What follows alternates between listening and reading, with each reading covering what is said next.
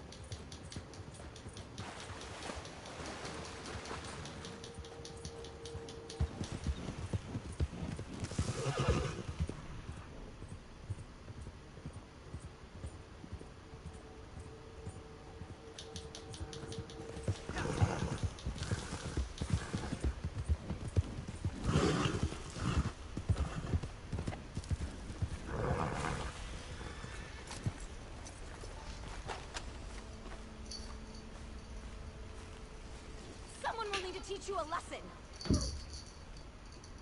Let me see what you've collected. I've heard what you've been doing. They tell me, you know? Oh, disgraceful. You should be ashamed of yourself.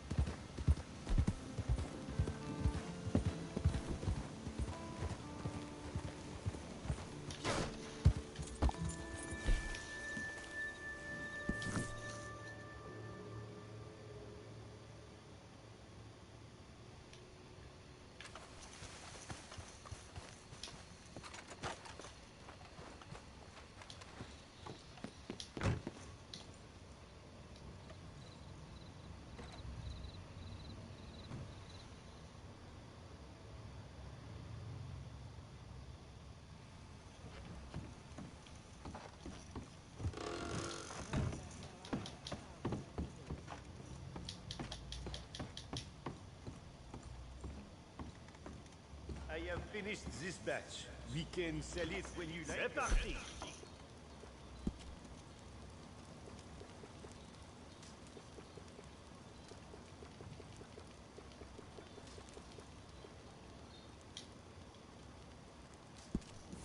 Faites attention. The time has come, yes? The new batch is prepared, and these buyers are worth impressive. Do yours. I have prepared something superior. Something that will bring them crawling back for more. And now, you must let nothing stand in your way. Not even the revenue men. So, on your way, huh? En route.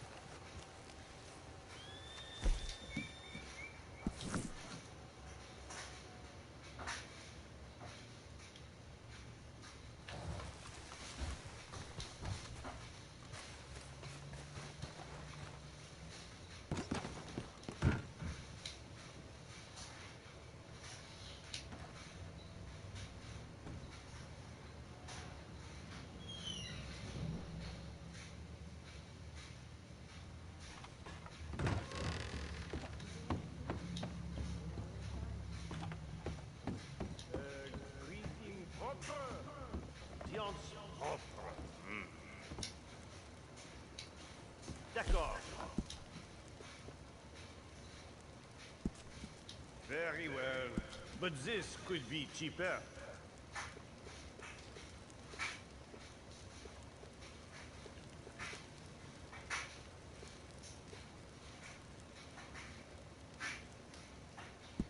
Yes, this will work.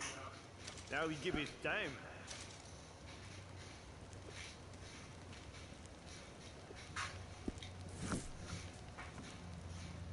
You are pleased with the profits from that batch, I hope.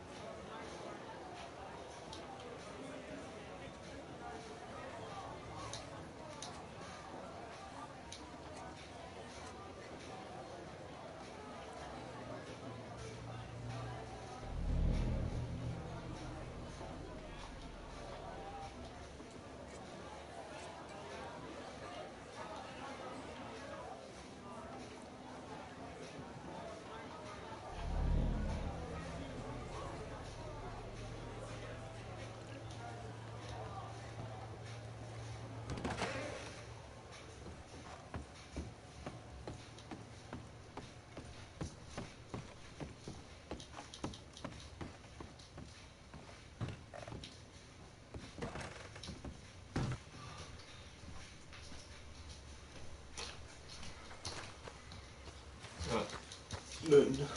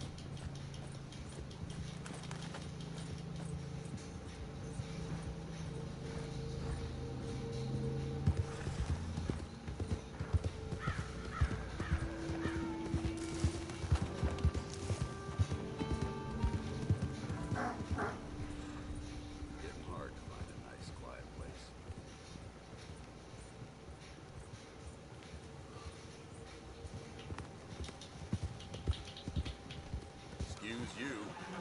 I'm gonna shoot your guts out. Eat lead! You won't live through this!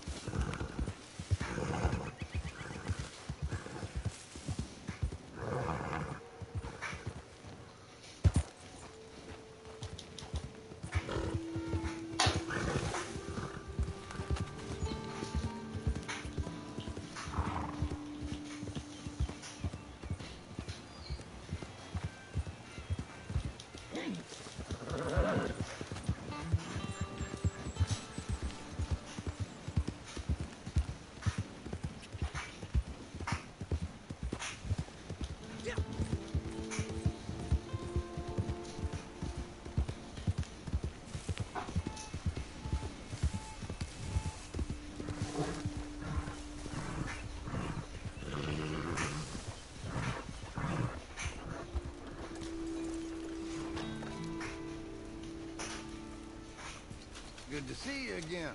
What can I do for you?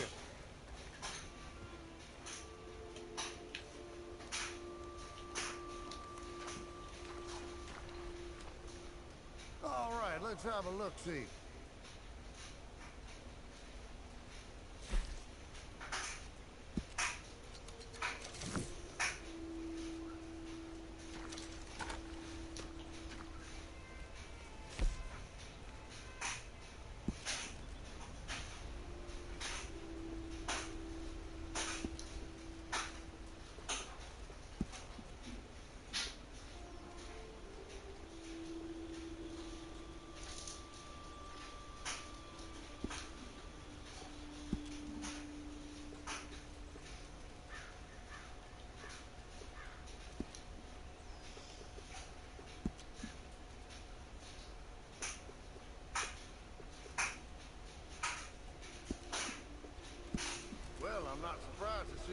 here. It's a hunter's paradise.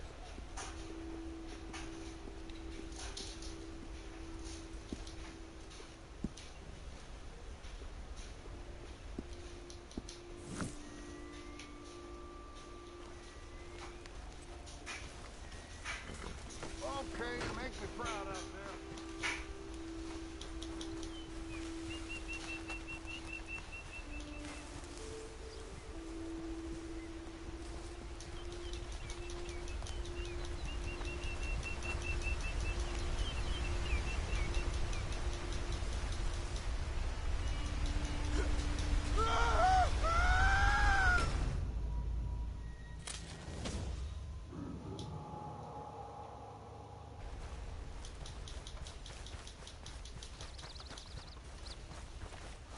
You're quite the respectable figure these days. A trade? What do you propose? Thank you for the risk you took in getting this.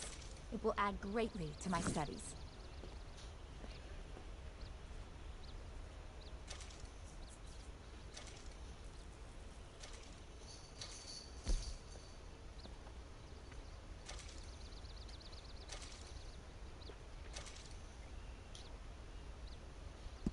A must, but be careful. These can be lethal to the smaller critters.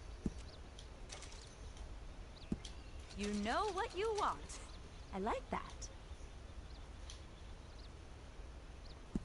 You're quite the devoted customer.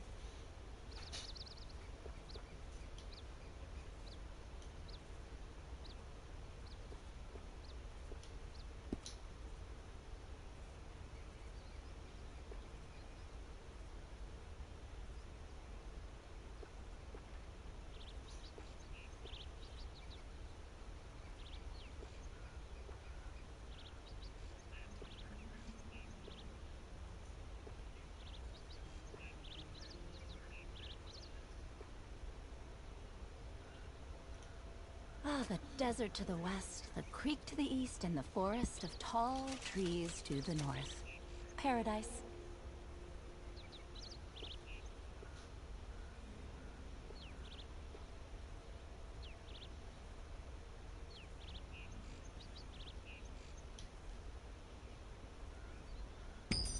Good instructions in there.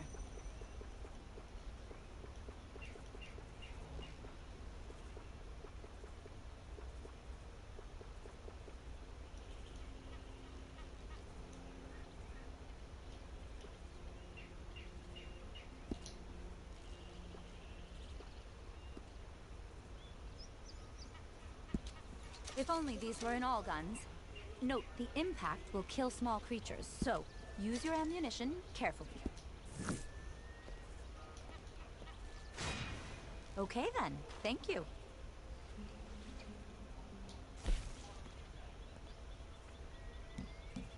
Word is there's some new buck out there. I could use some fresh deer samples.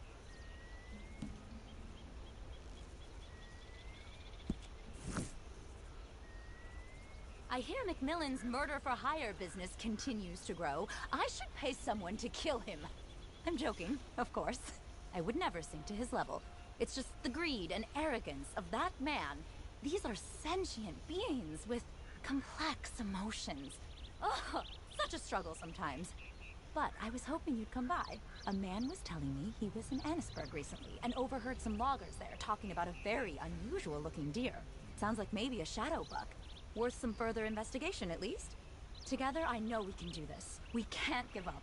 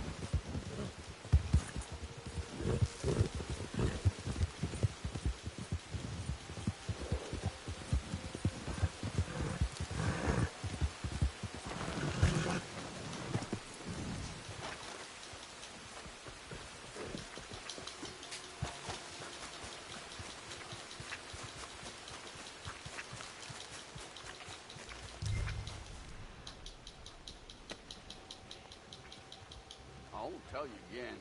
It wasn't the shadow of a deer. It was a deer. Better you don't work yourself spare. Take a break. That buck ain't look like the kind I fooled with. I swear, it was black as a piece of jet. Just stood there staring me down.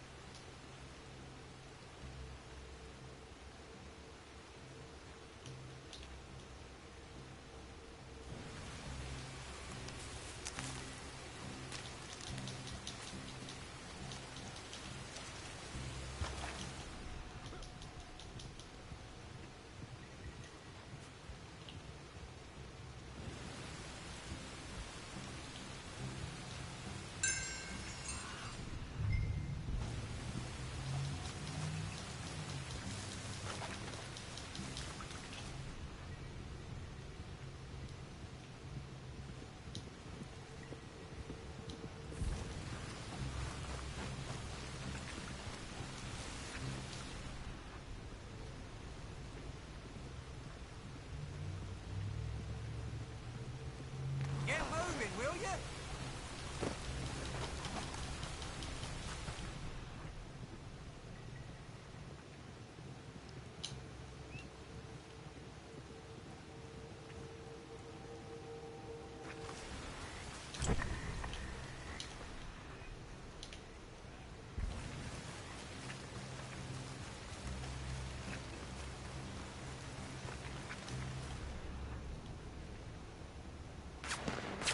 You mind me?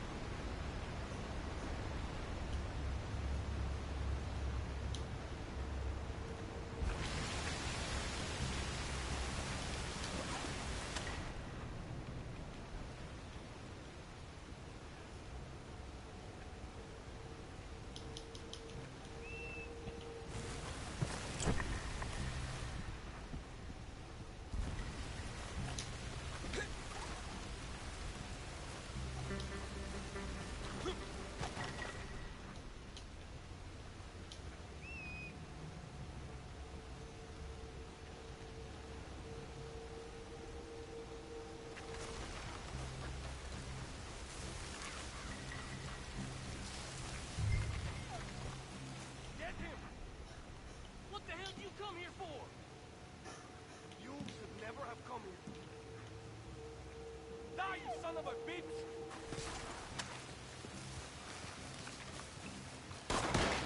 That hide it out, damn it! The last mistake you will ever make. Surrender and I'll make it fast!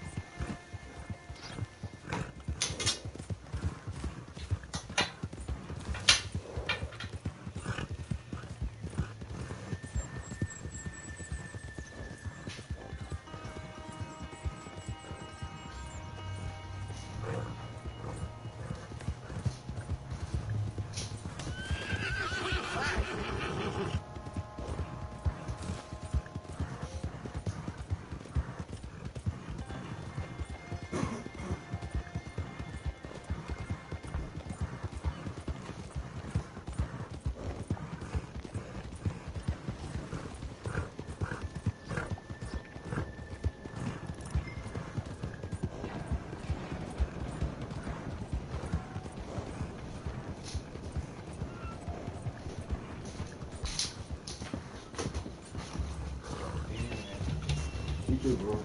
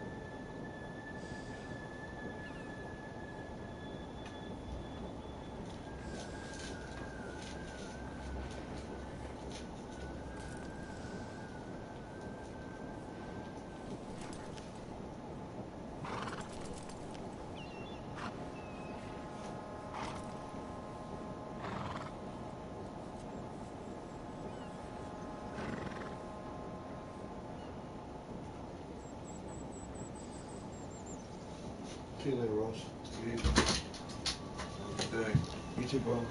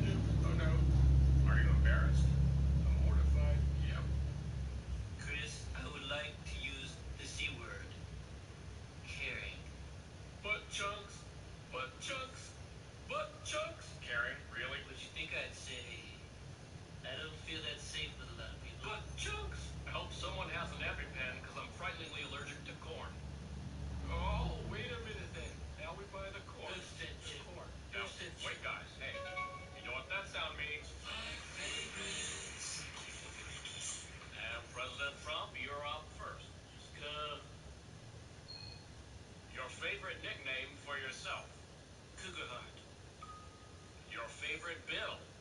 The gas bill, I'd say. Your favorite animal sound? Your favorite scent to smell in a lover? Ashtray. Your favorite place to meet ex-circus performers? Clown shed. Oh, great. Vice President Biden, your turn now. Your favorite shape? Stick. Your favorite movie? Showgirls. Your favorite body part? Nostrils. Your favorite meat? Penguin. And your favorite form of arthritis? I think gout. That is correct. My favorites. Good job. That wasn't bad.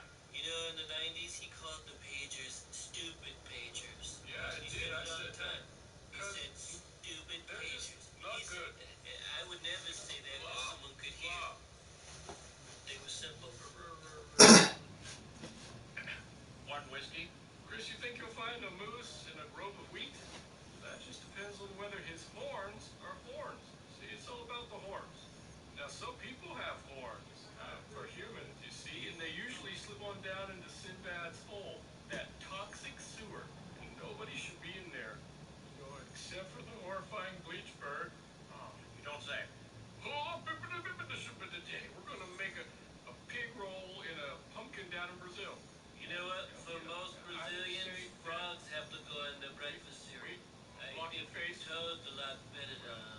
I'm not gonna assume any facts about what's popping in Brazil. Spoil it, Dad. They eat frogs, okay? Hey guys, sorry to make it about me, but my youngest nephew Kevin told me I'd found some really good frosting. It's icing. No, it's frosting. If you call icing frosting, you should beat yourself. Trust me, I am. Yeah, like your flesh everywhere. Oh no. You're worse than 300 itchy sweaters. Howdy, folks. Yeah, I'll hit your dead eyes 40 times. No, sir, you would never. Yo, I don't even know those people who snowboard and go off and have a big day. You okay, man? Why are you so psycho? Whoa, whoa, stop it. So you agree that he should stop then? No, both of you, okay? Yeah, you cow. So fat? No, you're fat. You see, I was only describing. You raised my big old body today with that silly smell. I mean, that was with all of his spiritless energy. Yeah, I will go topless. That sounded kind of wrong, because I bruised my head, because I rode on the sea serpent. Sticky Glazer.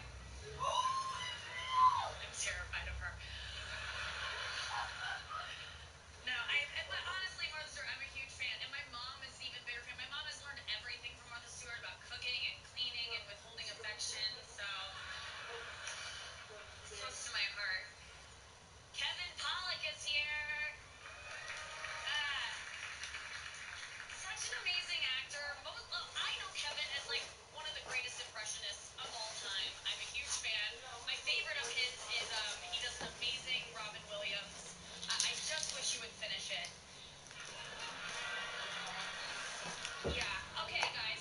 Listen, all I'm saying is that we've lost a lot of greats to suicide recently, and it's time we lose some okays.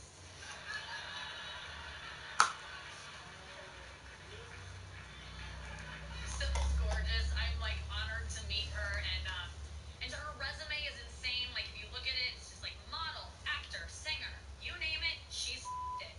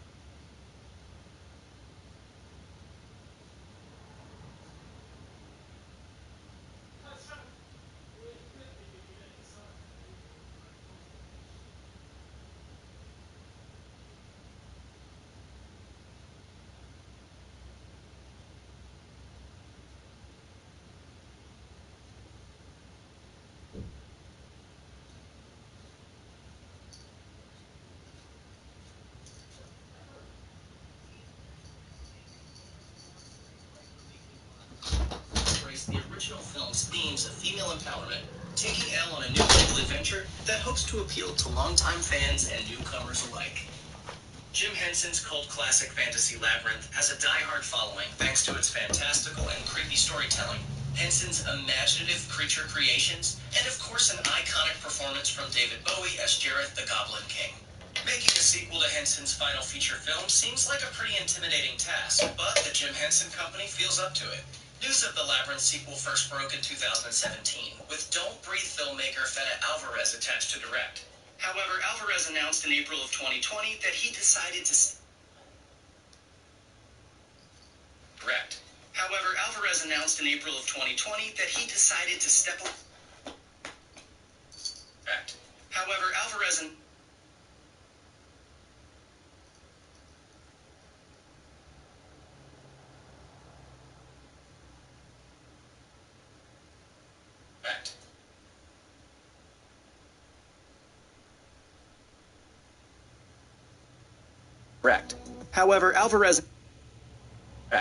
However, Alvarez announced in April of 2020 that he decided to step away from the film. The project didn't stay rudderless for long, though. In May of 2020, Deadline reported that Doctor Strange director Scott Derrickson has stepped in to helm the highly anticipated sequel. While we don't yet have any details on the story that will bring us back into the world of Labyrinth, insiders have said the sequel would indeed be a continuation of the story that began in the original film, but that the character of the Goblin King would not be making an appearance. Although rumor has it that a third Sherlock Holmes film starring Robert Downey Jr. has always been a part of the Warner Brothers plan, the actor has spent the past decade anchoring the Marvel Cinematic Universe as the genius billionaire playboy philanthropist Tony Stark. Saving the world every couple of years is a draining gig, and Downey's superhero commitments kept him from being able to take up the detective's trademark pipe for a third time. However, now that Downey has finally exited the MCU for good, he finally has time to team up with Jude Law's Watson for one more case. The third Sherlock Holmes film will be helmed by Rocketman director Dexter Fletcher, a departure from the first two films, which were both directed by Guy Ritchie. While Sherlock Holmes 3 was originally scheduled to release on Christmas Day 2020, it has since been pushed back a year and will supposedly now be striding confidently into theaters December 21st, 2021. The Hitman's Bodyguard wasn't exactly a critical success, earning a pretty lousy 39% approval rating over on Rotten Tomatoes. But the movie did pretty well at the box office, pulling in $177 million worldwide. After all, how can an audience say no to the combined charisma of Ryan Reynolds and Samuel L. Jackson? These two dudes are as charming as it gets, so fans of the first film will be happy to know that The Hitman's Bodyguard is getting a sequel, confusingly titled The Hitman's Wife's Bodyguard. Reynolds and Jackson are both returning, and Salma Hayek is coming back as the titular wife. According to The Hollywood Reporter, the plot will find Reynolds' bodyguard trying to live a peaceful life when he gets mixed up again with Jackson's hitman. The movie will also star familiar names like Morgan Freeman, Antonio Banderas, and Richard E. Grant, and promises plenty more wild action. Your move, creeps. RoboCop is back. According to Deadline, the cyborg star is returning to the big screen, although it seems this new film is going to mess around with the continuity. The original RoboCop was directed by Paul Verhoeven, and it made quite a killing when it was released in 1987. After two sequels starring original actor Peter Weller, the franchise was rebooted in 2014 with actor Joel Kinnaman in the title role. The remake wasn't nearly as popular as the first film, and sadly for Mr. Kinnaman, it looks like the new film is going to ignore the recent remake. The latest entry in the franchise will be called RoboCop Returns, and it began life as a script written right after the original was a hit. Sadly, the script never got made, but now MGM is giving it another go. Sadly, Peter Weller won't be returning to reprise his role, which leaves the door open for yet another actor to go cybernetic. Though Neil Blomkamp was initially attached to direct, he announced in August 2019 that scheduling conflicts had forced him to depart the project, tweeting that he was, quote, excited to watch it in theaters with other fans. In November of 2019, Orion Pictures announced that Little Monsters director Abe Forsyth had taken up the helm of RoboCop Returns. Screenplay a fresh rewrite. When The Meg swam into the public consciousness, some might have scoffed at this ridiculous-sounding Jaws ripoff. But the Megalodon movie earned some serious coin at the box office, pulling in more than $500 million worldwide. After all, this is a movie where Jason Statham goes to war with a gigantic shark. Who doesn't want to see that? After audiences went into a feeding frenzy for the film, plans were almost immediately set in motion for a sequel. We don't really know what the plot will be, but since The Meg is actually based on a series of books by Steve Alten, the sequel might draw on the next novel, which features an even bigger shark, and the giant crocodile-like Kronosaurus. In other words, The Meg 2 might feature Statham fighting a monstrous shark and a dinosaur fish, which is a major win for moviegoers everywhere. Megalodon. Coming off of the runaway success of 2018's Crazy Rich Asians, it would be surprising if the opulent film A-list cast and director John M. Chu, it may be a while before everyone can get together again for the next 2 installments in the Crazy Rich Asians saga.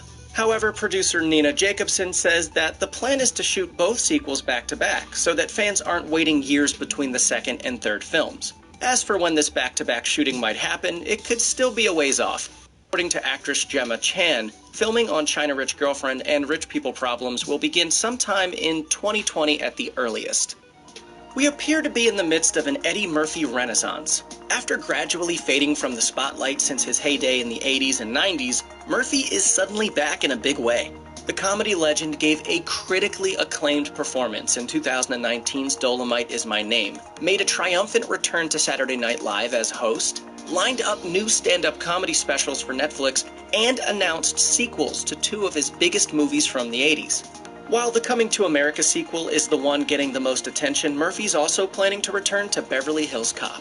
Marking the 4th installment in the Beverly Hills Cop franchise, this newest sequel will also be a collaboration between Murphy and Netflix, after Paramount previously pulled the plug on a planned Beverly Hills Cop 4 back in 2016. Murphy will be reprising his role as Axel Foley, the Detroit cop who repeatedly finds himself traveling to Beverly Hills to investigate various crimes. The first Beverly Hills Cop was a smash success at the box office in 1984, rising to become one of the highest-grossing comedies of all time. Although the sequels in 1987 and 1994 brought in diminishing returns.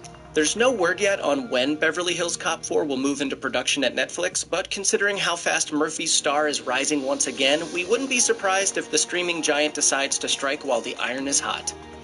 After 2 Tomb Raider films starring Angelina Jolie in 2001 and 2003, the franchise was rebooted in 2018 with Alicia Vikander in the lead role. Now that new franchise is also getting a sequel, currently set for release March 19, 2021. Vikander is set to reprise her role as Lara Croft, and Ben Wheatley will direct a script penned by his wife and frequent collaborator Amy Jump. Adapted from the popular Tomb Raider video game series, the first film follows adventurous archaeologist Lara Croft as she journeys into perilous locations in search of her missing father.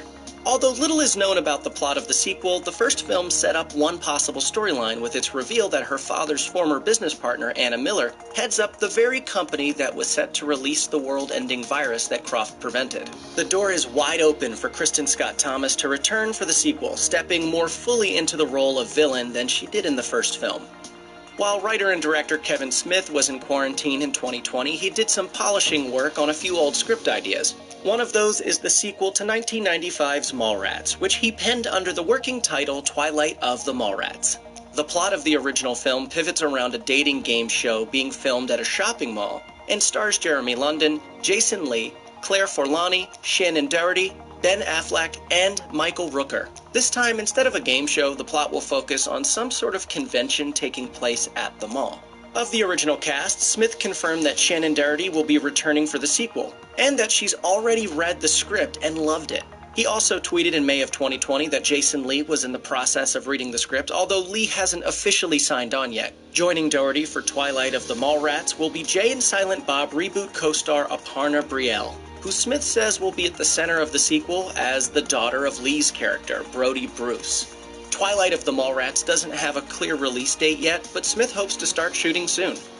After the runaway success of the Hunger Games series, which dominated the box office from 2012 to 2015 and moved more than 65 million books in the US, it seemed likely that audiences would one day get the opportunity to return to the dystopian world of Panem one way or another. Sure enough, in June of 2019, publisher Scholastic that it would be releasing another novel by Suzanne Collins set in the Hunger Games world, and The Ballad of Songbirds and Snakes hit shelves on May 19, 2020. Set 64 years before the events of the Hunger Games, The Ballad of Songbirds and Snakes follows an 18-year-old Coriolanus Snow who would eventually grow up to become the ruthless ruler of Panem in Collins' original novels. A film version of The Ballad of Songbirds and Snakes was confirmed by Lionsgate prior to the book's release, to be directed by Hunger Games veteran Francis Lawrence. Fans of Charlize Theron in action roles are in for a treat. The Mad Max Fury Road and The Old Guard star will soon be slipping back into the platinum wigs of Lorraine Broughton, her enigmatic character from Atomic Blonde. Theron told The Hollywood Reporter in an interview in July of 2020 that an Atomic Blonde sequel was in active development, and that the lockdown due to the coronavirus pandemic was actually helping move the process along, giving Theron and the writers more time to work on the script over Zoom. Also starring John Goodman, James McAvoy, and Sofia Boutella, the first film found Theron's ruthless MI6 agent investigating a murder and dodging double crosses coming from every angle in Cold War-era Berlin. No details have yet been revealed about the plot of Atomic Blonde 2, but if the first film is any indication, we expect another twisting spy caper with plenty of hard-hitting action. Some films get theatrical or streaming sequels, while others get turned into TV series. But if you're the Nicolas Cage starring treasure-hunting film National, you get both. The long-awaited threequel to 2004's National Treasure and 2007's National Treasure Book of Secrets seems to finally be moving forward at Disney, and they've tapped Bad Boys 4 scribe Chris Brenmer to write the script. But that's not all. National Treasure will also find new life as a Disney Plus TV series, which producer Jerry Bruckheimer says is currently in the development process. While the TV series will feature the same concept, but a young cast, National Treasure 3 is expected to reunite the cast from the first two films, presumably including Diane Kruger, Justin Bartha, and of course Cage as protagonist Benjamin Franklin Gates. Also expected to return is director Jon Turteltaub, who helmed both of the first two films. Although Bruckheimer says the Disney Plus series is currently further along in the development pipeline, he's hopeful that both projects will ultimately come to fruition, delivering a veritable treasure trove of new National Treasure adventures. For anyone who spent their childhood staying up late at night, reading the spine-tingling Scary Stories to Tell in the Dark short story collections by Alvin Schwartz and illustrator Stephen Gammell, the news that master horror filmmaker Guillermo del Toro was adapting some of those stories into a feature film was likely creepy music to their ears. The Scary Stories to Tell in the Dark film, directed by Andre Ovredal, arrived in 2019, weaving a number of the chilling short stories from the books into a single narrative. The film was a success, receiving mostly positive reviews and performing respectably at the box office. In April 2020, a sequel was officially announced, which would reunite Ovredal and Del Toro for another round of spooky tales. Set in 1968, Scary Stories to Tell in the Dark follow a group of teens who are horrified to realize that the terrifying stories written in a book they found are becoming a reality. Once again, Del Toro will be crafting the story for the second film, although he hasn't revealed yet whether Scary Stories to Tell in the Dark 2 will continue the story that began in the first film, which left the door wide open for a sequel, or if it will follow brand new characters and events unrelated to the first film.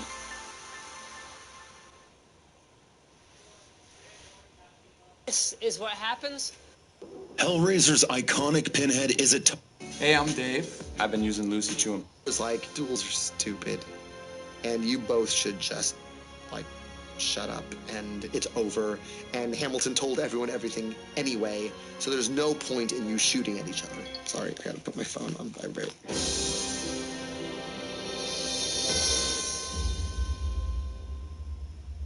So our story begins. We're here tonight so James can live out one of his unfulfilled sexual fantasies, to have a room full of his friends shit all over him. Number 20. Aziz Ansari calls out CBS. The Late Show with Stephen Colbert. Representation has been a topic of discussion in show business for a long time, and it's something that Aziz Ansari has spoken candidly about. Stephen's the first late-night host from South Carolina. Right. And the bajillionth white guy. So... During an interview with Stephen Colbert, the Parks and Rec comedian took some not-so-subtle jabs at CBS's track record when it comes to diversity. And Ansari managed to do it while still being funny. This is like an all-time high for CBS. Yeah. Fortunately, Colbert was able to roll with it and poke some fun of his own, diffusing potential awkwardness and making it easy to focus on the comedian's point. You've written the best-selling book, Modern Love? Modern Romance. Sorry, Modern... really? Let's call it Modern Romance. Really? My card says Modern Oh, Love. somebody's gonna get fired. Wow. God, I hope it's a white guy. Number 19, Abel Ferrara Awkward Interview. Late Night with Conan O'Brien. Conan O'Brien has interviewed almost every celebrity imaginable, so the fact the host picked Abel Ferrara as his most difficult interview means something. Ask you about the Conan. There you go. All right. Yes. Cool. All right, you just passed our Andy. sobriety test here. All right. I know. From the very start, the accomplished filmmaker comes across as though he'd rather be anywhere else. Yeah. Beat him up. You can beat him up. Why did she want you? Tomorrow. Why did she want you to beat up Harvey Keitel? You tell me why. Despite Conan's best efforts to get a conversation going, Ferrara mostly mumbles through a couple of half stories about Madonna and Harvey Keitel while playing around with a cigarette. As awkward as this interview is, there is almost a comedic brilliance to it, especially since it kind of ends on a punchline. Abel Ferrara will be right back. Yeah, we're gonna... Number 18, Norman Mailer versus Gore Vidal, The Dick Cavett Show. I'd really like to get into a discussion with Gore. He's been saying absolutely unspeakable things about me. He's been acting even worse than he usually does as a polemicist.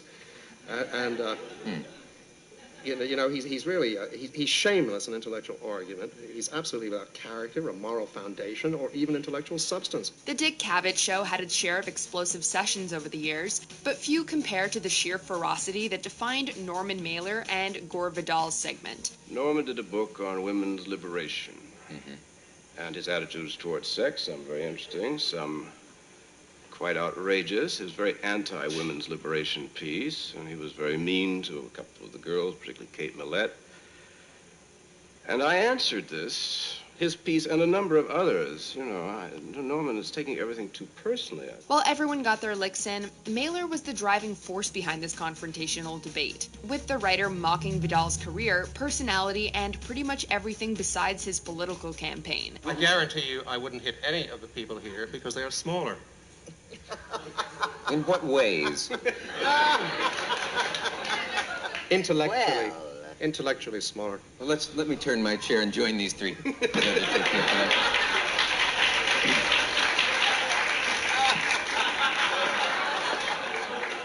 Perhaps you'd like 2 more chairs to contain your giant intellect.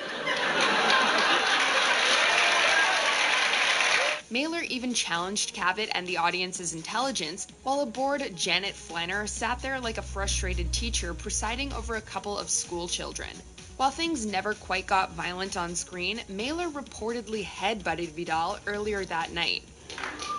Hey, can I talk to the audience for a Why moment? don't you fold it 5 ways and put it where the moon don't shine? Dick...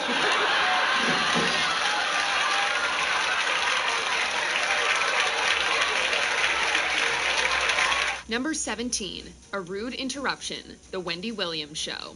Few things can ruin a person's focus quite as instantly as a ringing phone. Somebody phone on? Yeah. Get out! Get out! During a recording of The Wendy Williams Show, the host found her train of thought interrupted by the sound of a ringtone, a crime that could not go unpunished. At that moment, Wendy Williams uttered the phrase anyone who's ever been stuck in a theater with a disruptive audience member has always wanted to say. Tickets are free, but when you come here, you must turn your phones off. Although Williams diffused the situation within a few seconds, that does not mean that the host's initial frustration was not genuine. Number 16, Vince McMahon versus Bob Costas. On the record with Bob Costas. Vince McMahon, thanks for coming, Vince. Pleasure. XFL ratings are down 75% from week 1. They now rival the lowest ratings ever in prime time, not just for a sports program, but for any television show. Right. Can you guarantee me right now that there will be a year 2 for the XFL? While some discussions start gently and gradually grow more confrontational, Bob Costa's interview with WWE's Vince McMahon is underpinned by a palpable fierceness right from the start. But in most people's minds, not with prestige because of the type of programming you're associated with. On the other hand, NBC has prestige. They risk not just dollars, they risked prestige. Coming across more like an interrogation than a discussion, Costas grilled his guest on the failings of the XFL a then new football league created by McMahon that would ultimately go bust within a year of debuting, while also not painting professional wrestling in the most positive light. You want to let me finish here for a second, pal? I'm asking you the question. Then Coach, shut your mouth and let me answer the question, all right? I'll be happy to answer. Let me finish. By the time the interview came to an end, McMahon appeared on the verge of body slamming the host, although the pair would meet up for a much more cordial episode a year later. Number 15, Bill Maher kicks out an audience member. Real Time with Bill Maher. This long-running show tackles sensitive and controversial topics using irreverent humor that adds to the debates without necessarily overshadowing them. Like boy, sometimes here at CBS, I wish the sound wasn't working. Typically cool as a cucumber, Bill Maher is always in command and does not react kindly to any attempts to hijack a panel, especially from hecklers. Or do I have to come over and kick this guy down out of here? While the first heckler received a personal goodbye from Maher, the tension only escalated from there, as waves of unrest echoed from the audience.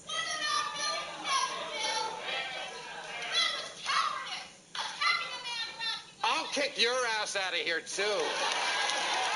Through it all, Maher still manages to get a couple of laughs, although each one-liner is fueled by anger. Number 14, Patti LaBelle Isn't Having It, The Tyra Banks Show. Who knew that a pretty short conversation revolving around cupcakes and paper could be so uncomfortable? This has paper on it. Yeah, you can't eat the paper. Nope. Now, these are made with... you can touch them with your hands.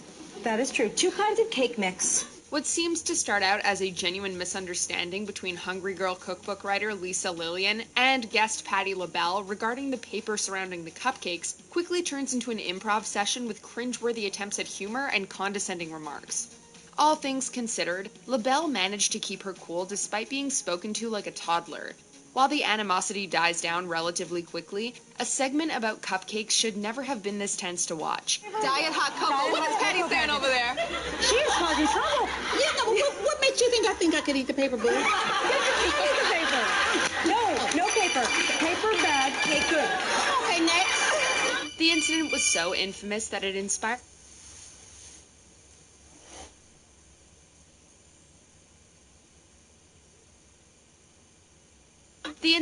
so infamous that it inspired a 2020 Saturday Night Live sketch. Number 20, Aziz Ansari calls out CBS.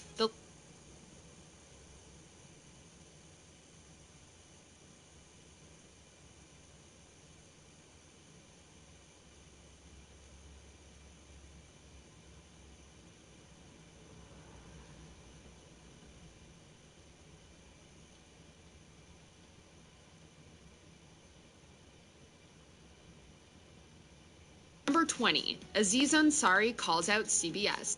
The Late Show with Stephen Colbert was memorable enough to be recreated. Causing trouble.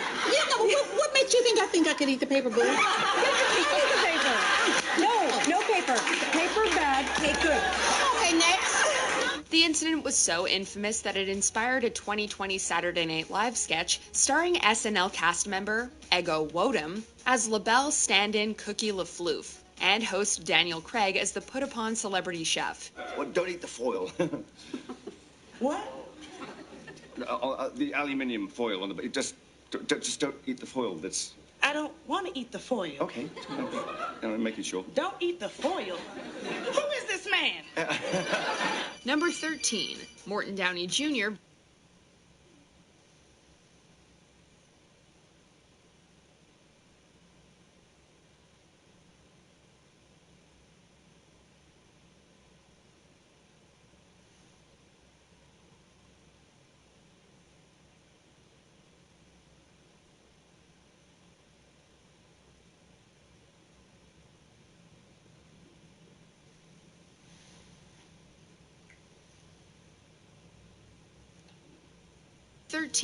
Morton Downey Jr. versus Seika, The Morton Downey Jr. Show. In hindsight, The Morton Downey Jr. Show was closer to programs like The Jerry Springer Show than modern-day talk shows. 10 bookstores? Yes. At 23 years old, folks, isn't this a wonderful country? 23 years old, you had 10. Where'd you get your money from? I started out with one store, very small. Mom didn't give you the money? Mob? Mom. No. The pilot episode dealing with the adult film industry instantly established the tone for the show, as the host utilized an aggressive interviewing style designed to put actress Seika immediately on the defensive. How about, do you agree with the fact that 50% of all porn is controlled by the mob, and 90% of all money made from hard porn through the distribution is handled by the mob? Do you believe with that, Board? You don't believe with that? The live audience ate up Downey's savage takedown of his guest, even if the whole thing comes across as a sensationalist stunt that sought to belittle Seika for easy ratings. You damn right it makes them right. You damn right. I'd much rather hear it from those people who have studied it than from someone who's laid down with everyone that they can find in a porn film. Much rather. It's hardly surprising that Seika walked out during a commercial break. Number 12. Harvey Pekar wilds out. Late Night with David Letterman. This exchange was memorable enough to be recreated in a biopic. What kind of show was it?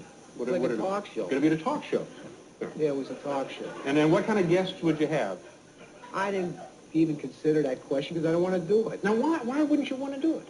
Well, I've seen you here.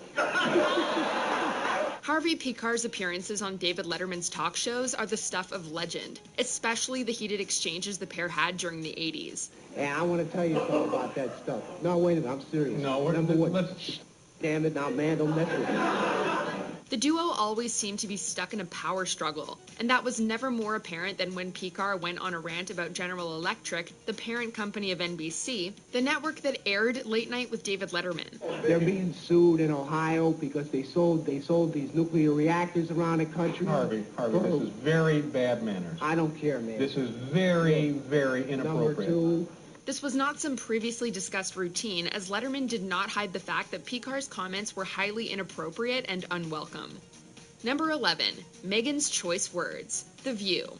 Political discussions naturally tend to grow a bit fiery, but certain words are practically never heard on daytime television. But he was sort of negging Lindsey Graham at the same time, and I even tweeted last night. Who was doing the that? president was. Against Watch the Lindsey? rally, yes. Wow. While Meghan McCain and Joy Behar are known to snap at each other, The View's co-hosts usually refrain from using profanity. I know you're angry. I get that you're angry that Trump's president, like a lot of people are. I'm angry about every single thing he's doing. But I don't think yelling at me is gonna fix the problem. While debating a Trump rally, McCain grew increasingly frustrated with Behar's occasional interruptions.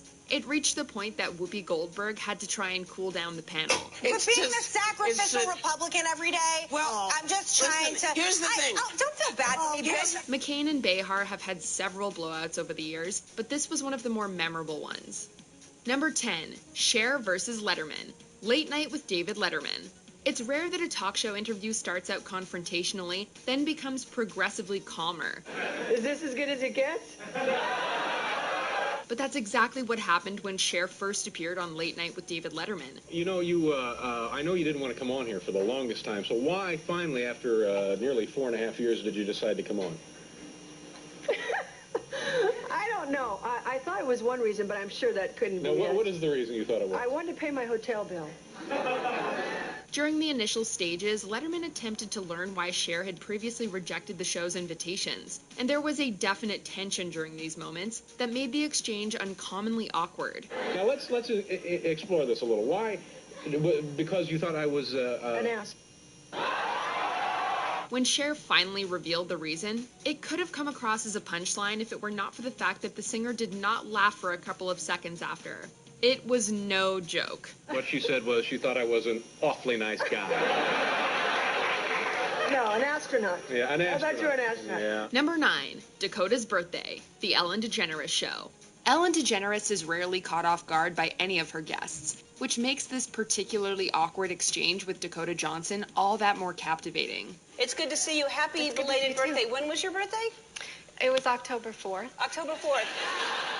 You turned 30. I did. And how was the party? I wasn't invited. After inquiring about the actress's birthday party, Ellen made the mistake of mentioning that she was not invited. A throwaway joke that ended up not being true, a fact Johnson wasted absolutely no time in correcting. Actually, no, that's not the truth, Ellen. You were invited. Last time I was on the show, last year, you gave me a bunch of about not inviting you, but I didn't even know you wanted to be invited. Well, who doesn't want to be invited to a party? Well, I didn't even know you liked me. Ellen's comedic timing does manage to diffuse some of the tension out of the situation, although that does not make the interview's opening few minutes any less uncomfortable to watch. Ask everybody. Take what? Philip. Okay. Ask Jonathan. Who said you were? I was invited? Why didn't I go? I don't know.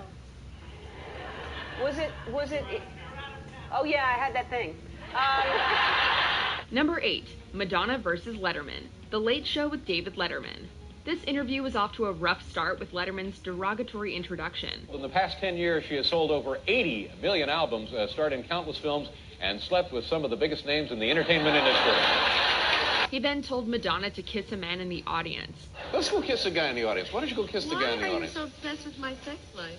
Even so, no one could have predicted what followed. I gave him my underpants and he won't.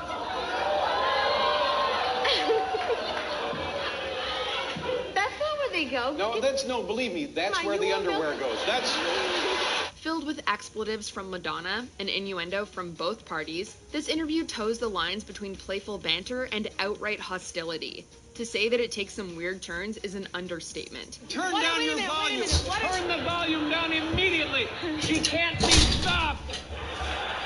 By the last few minutes, it had gone completely off the rails, as any semblance of structure gives way to confusion, cigars, and shocked audience members. Number 7, Tom Cruise versus Matt Lauer. Today. I've never agreed with psychiatry, ever. Before I was a Scientologist, I never agreed with psychiatry. And then when I started studying the history of psychiatry, I started realizing more and more why I didn't agree with psychiatry. And as far as the Brooke Shields thing is, look, you gotta understand, I really care about Brooke Shields. During an interview with today's then undisgraced host, Matt Lauer, Tom Cruise opened up about life and mental health in a rant that would arguably change the public perception of the actor forever. Matt, you have to understand this. Here we are today, where I talk out against drugs and psychiatric abuses of electric shocking people, okay, against their will, of drugging children with them not knowing. Ritalin. Psychiatry. I started in the audience. Let's go kiss a guy in the audience. Why don't you go kiss the guy in the Why are you audience? so obsessed with my sex life? Even so, no one... Last year, you gave me a bunch of about not inviting you, but I didn't even know you wanted to be invited. Well, who doesn't want to be invited to a party? Well, I didn't even know you liked me. Ellen's comedic timing does manage to diffuse some of the tension out of the situation, although that does not make the interview's opening few minutes any less uncomfortable to watch. Ask everybody. Ask Jonathan, your producer. Who said you were? I was invited? Why didn't I go? I don't know.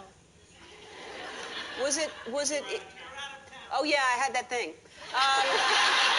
Number 8, Madonna versus Letterman, The Late Show with David Letterman. This interview was off to a rough start with Letterman's derogatory introduction. In the past 10 years, she has sold over 80 million albums, starred in countless films, and slept with some of the biggest names in the entertainment industry. He then told Madonna to kiss a man in the audience. Let's go kiss a guy in the audience. Why don't you go kiss the guy in the Why are you audience? so obsessed with my sex life? Even so, no one could have predicted what followed. I gave him my underpants and he won't.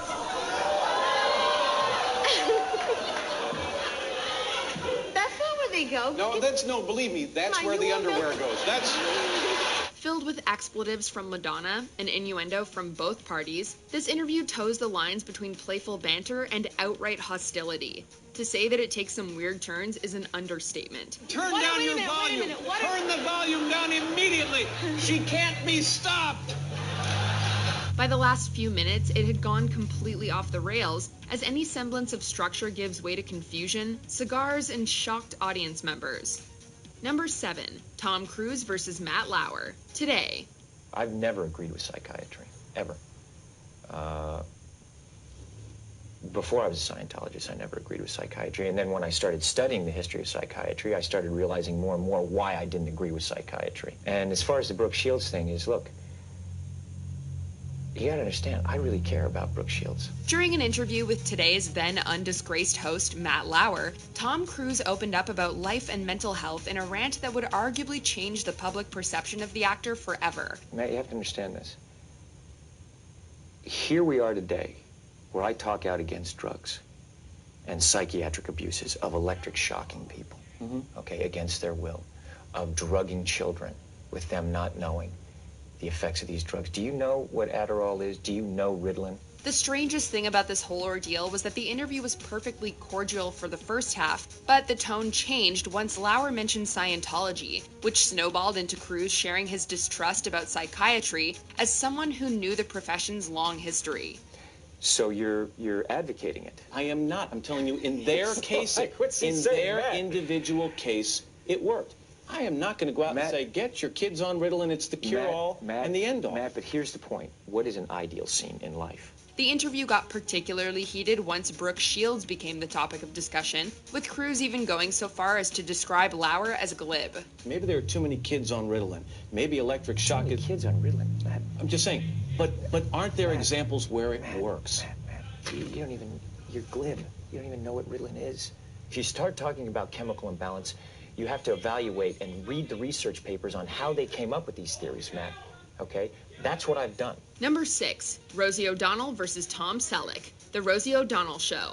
In the aftermath of the Columbine High School massacre, Rosie O'Donnell and Tom Selleck ended up in a now infamous debate over gun control. You know, I understand how you feel. This is a really contentious issue, probably as contentious and potentially as troubling as the abortion issue in this country. All I can tell you is it rushes to pass legislation at a time of national crisis or mourning. I don't really think are proper. Selleck, who came on the talk show to promote the romantic comedy The Love Letter, was blindsided by O'Donnell, who was far more interested in discussing the NRA, guns, and the Second Amendment. I can't speak for the NRA. But you're their spokesperson, Tom, so you have to be responsible for what they say. I'm not a spokesperson. But if you put your name out and say, I, Tom don't put words Selleck... in my mouth. I'm not a spokesperson. Remember how calm you said you'd be? Now you're questioning my humanity. No, not your humanity. I think you're a very humane man. Okay, I'm saying that if you say... I disagree with you, but I think you're being But you stupid. can't say that I will not take responsibility for anything the NRA represents. While Selleck tried to maintain a degree of composure and civility early on in the debate, the actors seemed to give up once it became apparent this argument was just going to go around in circles. I didn't come on your show to have a debate. I came on your show to plug a movie. That's what I'm doing here. And that's what we did. If you think it's proper to have a debate about the NRA, I'm trying to be fair with you. As I am trying to. This is absurd. You're calling me a spokesman for the NRA. Number 5, Whoopi Goldberg versus Bill O'Reilly, The View. As multiple arguments on The View can attest, it's only natural that discussions get heated when politics, religion, or 9/11 are involved. So many questions. I know you have. Yeah, so, okay. Look at you. Look, every time I come on here, she's... How did this happen? Rosie O'Donnell and Elizabeth Hasselbeck had a notable exchange in 2007, but it was Bill O'Reilly's guest appearance in 2010 that saw tensions boil over to unprecedented heights. And then the guy says... America. And then the, This is hold America. Hold it. Listen to me, because you'll learn. Right? O'Reilly's generalization of Muslims prompts a verbal tirade from Whoopi Goldberg, who then proceeds to leave the set alongside co-host Joy Behar. Why is it inappropriate when 70 families died? What are you killed us on 9/11. No! Oh, my God! That is... In retrospect, there was not friction immediately between O'Reilly and Goldberg, but things certainly did not take long to escalate. Number 4, Rush Limbaugh versus protesters, The Pat Sajak Show. The most infamous episode of this show didn't even feature the titular host. You think that bans and economic boycotts like this have a role? I think women's lives are more important than any potato. A couple of weeks before the show's cancellation, Rush Limbaugh took over for an episode about a recently vetoed abortion bill, and in a move that backfired instantly, asked an audience member for their opinion. Why, you don't know what it's got. You'll never have a baby. It has nothing, You'll never be pregnant. Madam, You'll never have to have an abortion. Madam. Cat, what? You need not react that way. The rest of the episode involved Limbaugh trying and failing to gain any sort of control over a restless crowd, with many vocal members who did not agree with the guest host's political views. You should be ashamed of yourself. That's right. The experience was such a train wreck, Limbaugh would later claim it was a publicity stunt staged by the talk show's producers. Number 3, Mark Summers versus Burt Reynolds, The Tonight Show with Jay Leno. Sometimes things escalate slowly before reaching a boil. This was not one of those times. We once filled a container with 4,000 pounds of baked beans, and made kids dive into it, which was really great. Gee, I wish I'd seen that. You would. Mark Summers and Burt Reynolds share one cordial exchange before the bitter jokes, cups, and pies begin to fly. No, I was just wondering who told you that, because... My wife tells me that often. She says, good morning. I'm still married, as a matter of fact. Yes, well, you... From the moment Summers made a crack at Reynolds' past divorces, it felt like the pair were constantly on the brink of a fight. I deserved it. You deserved it? I deserved it. I did it to you. I deserved it. That's okay. You know, that's the kind of guy I am. Yeah, okay. And I was saying to your wife the other night, you know... Neither party came out of this segment looking particularly great, while Jay Leno seemed simultaneously delighted and terrified by what was unfolding in front of him. Things might not have worked out as planned, but it did lead to an unforgettable interview. 1, 2, 3.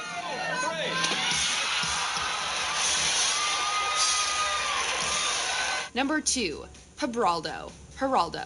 While sometimes arguments arise from unlikely pairings, certain situations are purposefully crafted to spark controversy and hostility.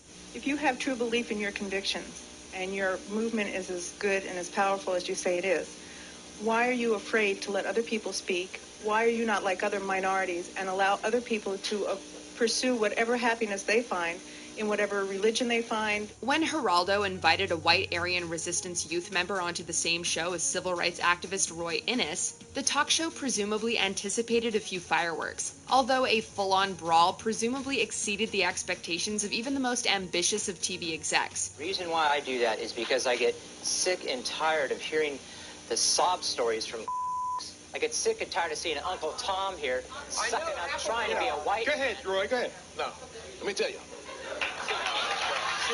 Hey, you got a kid. You got a kid. After one particularly racist comment, Innis took matters into his own hands before the show lost complete control of its guests and audience.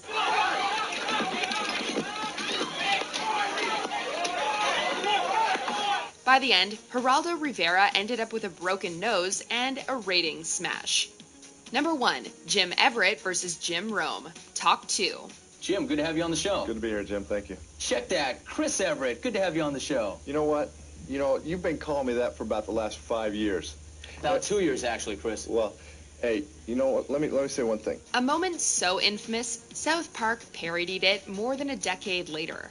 After years of Talk 2's Jim Rome poking fun at Jim Everett by calling him Chris instead, in reference to the female tennis player of the same name, the Los Angeles Rams quarterback dared the host to repeat it one more time during an interview.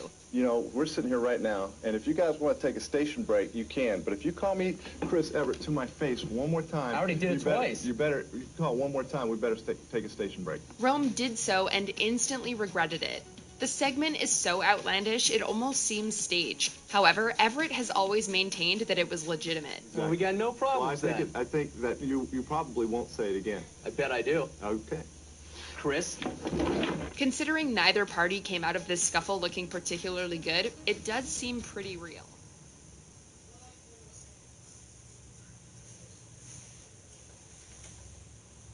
In June of 2012, I broke up with a girl who I'd been seeing for 8 years. I was 32 years old at the time. Now, when you're 32 years old and you've been dating someone for 8 years, you don't want to just start dating again. But that being said, I would now like to tell you guys the story of the first date I went on with someone new after that breakup. I met a girl, I thought she was really cool. She was 24 years old. That's how old I was the last time I went on a first date. I asked her out. She said yes. I was excited. She was not as excited. I learned this when she did not attend the date. She stood me up. That was an early indicator that her enthusiasm did not match mine.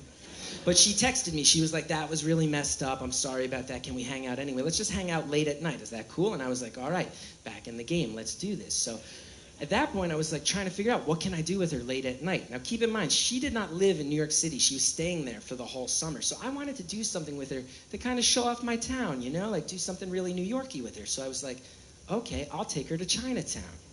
They have all these 24-hour restaurants. And I really like Chinatown. If you're ever in New York, I recommend a visit. To me, it feels like one of the only places that Rudy Giuliani just forgot to clean up. He just never got to it. Like, you could be stabbed for no reason in Chinatown, easily. And I think that's pretty cool. And I think that's a cool place for a first date. I think that's cool. So I picked her up in my car. I drove her down to Chinatown. We went to one of these restaurants. We were sitting in a booth, and I thought it was going well. I didn't know that I was nervous. And then she kind of looked at me funny, and I looked down and realized that I was actually so nervous that my arm was doing this. Like, I was so nervous, I had dinosaur arm. It was like I had the most sudden onset case of multiple sclerosis in human history. From there, it was all downhill. The worst it got conversationally was she said to me, when you were my age, was Google even a thing? And that hurt, particularly because her instinct was correct. When I was 24, Google wasn't really a thing. Like, it was around, but we still used Yahoo more often. We used Ask Jeeves a lot. We even still used Dogpile. Dogpile was the search engine that searched all the other search engines because they were all so bad that if you searched them all at once, maybe you'd get the answer you were looking for. I sense that some of you remember it, most of you don't. She had never heard about it. I talked about Dogpile for 20 minutes. On a first date, I just rambled about a search engine. It was bad. So when things were over, I was driving her home, and I just felt bad. I felt bad about myself. I felt bad that I put her through that. And we pulled up in front of the building where she was staying, and I turned to her, and she turned to me, and she just leaned over and started making out with me. First date, right out of the gate. Thank you, yeah. And I was psyched. I thought that was cool. I was enjoying it, but I won't lie. I was also terrified. And I know that's not a manly thing to admit, but I was. I was like, this is not the mouth I kiss. What's going on? You know what I mean? Like, I was scared. And it got even scarier when she stopped and she goes, hey, do you want to come upstairs? And I was like, okay, let's do it. Okay. So we go into the lobby, and she pushes the button for the elevator. But before the elevator gets there, she goes, the friend I'm staying with, it's a one-bedroom apartment, and she's home. We can't fool around in her living room. She'll hear us. It'll be really uncomfortable. And I went, okay, well, did you have a plan? And she goes, I was thinking we could fool around on the roof. No, I don't do that. I don't fool around on roofs. I'm not into public displays of affection. I haven't been since I was 17 years old, and an Essex County, New Jersey police officer caught me performing cunnilingus on my high school girlfriend in the back seat of my mom's Saturn in the parking lot of the South Mountain Ice Skating Rink.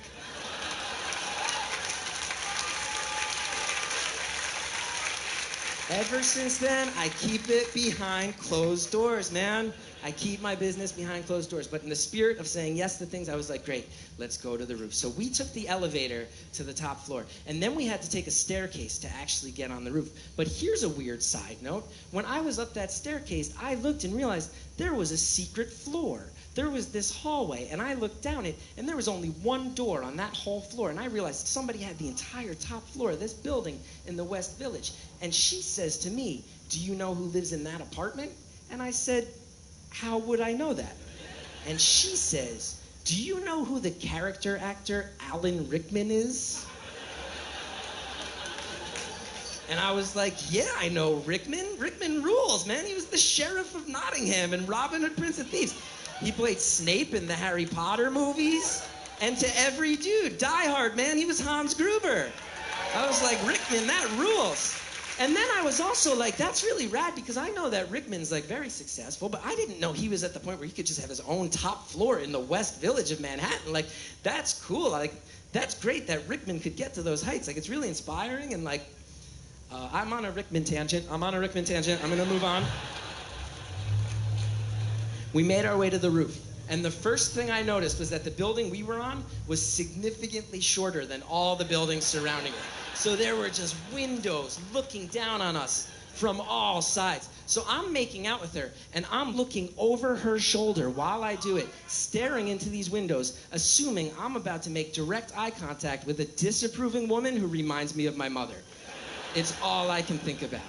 But there's a part of me that's like, well, this is semi-public. At least it won't go too far. Wrong. It went way too far. Way too fast. Her shirt came off. My shirt was off. Her bra was off. Next thing I know, I'm half naked with a 24-year-old stranger on some weird roof, you know? While we're making out, she goes, I think it would be a good idea for you to go lean against that wall.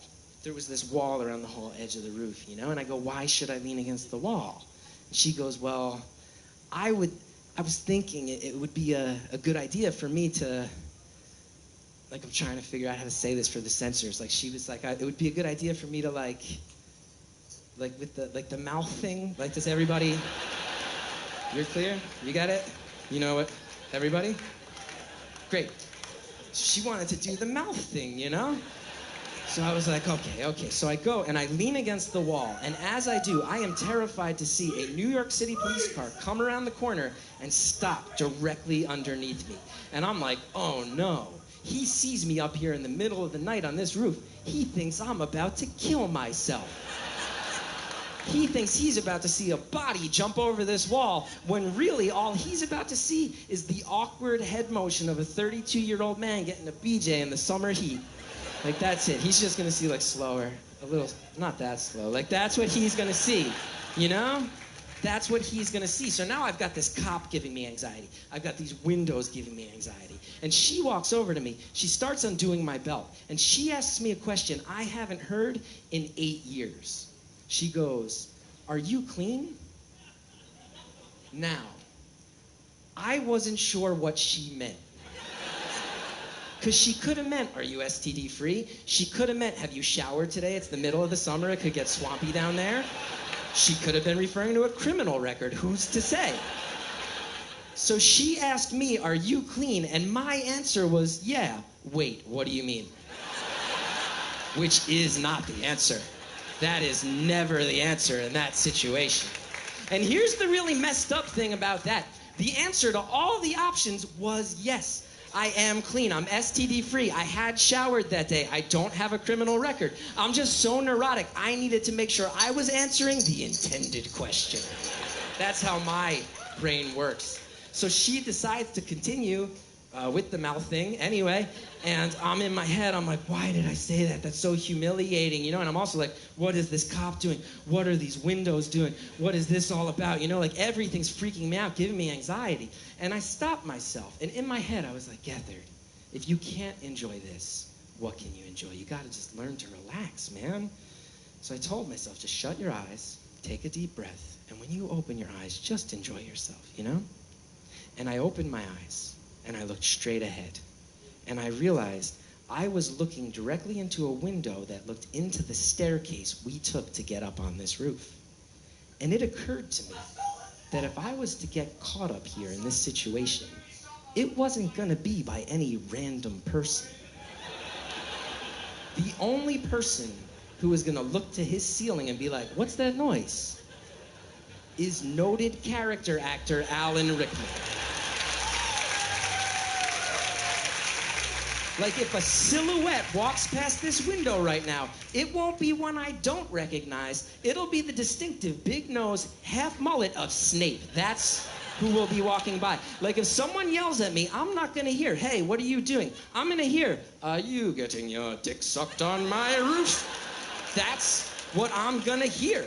So now, I'm freaking out about everything. The window's freaking me out. The cop's freaking me out. I'm like, why did I say that thing? Now I've got, like, scenes from Die Hard in my head, too. You know what I mean? And it was really, really hot that summer. And I am in my 30s, so, you know, like, maybe some of you guys are piecing together what I'm indicating happens.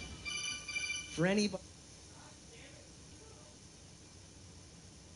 Some of you guys are piecing together what I'm indicating... Some of you guys are piecing together what I'm indicating... Some of you guys are piecing together what I'm indicating happened. Some of you guys are...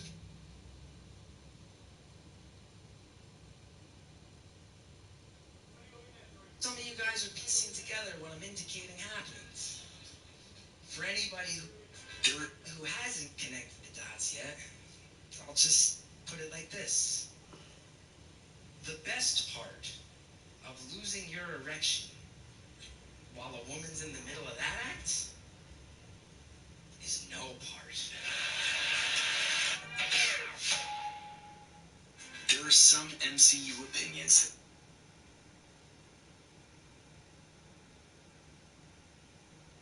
There are some MCU opinions. some truly decent points in doing so. We're here to give those unpopular points of view their due, even if we balk at them at first glance. The Hulk's power...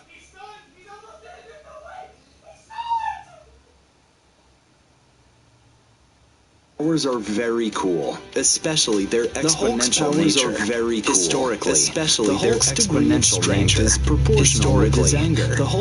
There are more than a few comic storylines in which fighting makes him angrier, which makes him stronger, which makes his opponents escalate, which makes him even angrier.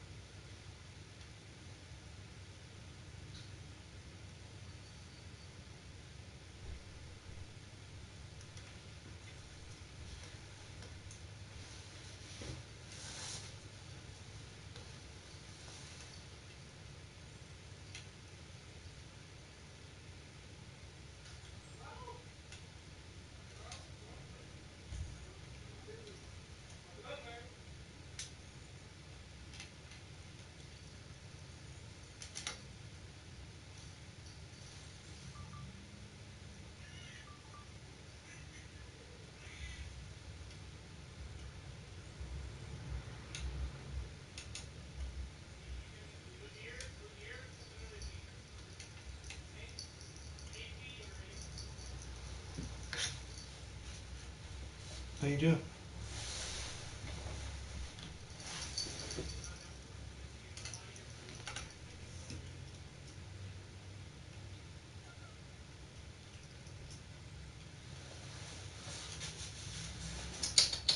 Come here.